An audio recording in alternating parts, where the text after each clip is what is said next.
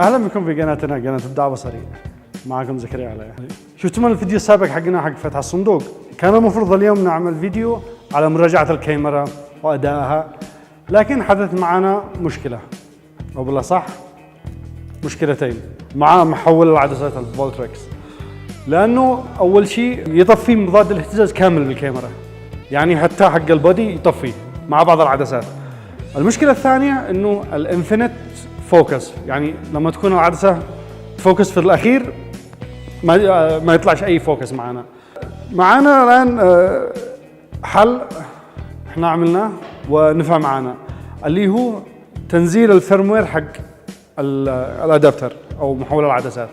كان معنا في بدايه الاختبار الفيرموير هو 3.0، نزلناه من 3.0 الى 2.3 من موقع فولتريكس نفسهم. يعني حصلته؟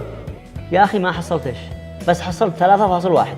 تبحثوا في نفس الصفحه حقهم تلقوه على طول وتنزلوه. طبعا اول ما توصل الادابتر بالسلك تفتح لك نافذه. اول ما تحط الفيرموير الشاشه او النافذه تتغلق، معناته انه تحدث خلاص. اول ما تركبه في الكاميرا يطلع لك الفيرموير الجديد.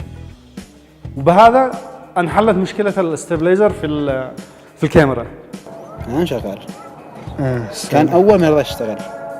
يبقى معانا الاوت اوف فوكس او الانفينيت فوكس حق العدسات، ينحل بطريقه اصلاح او تحريك زجاجه الادابتر نفسه.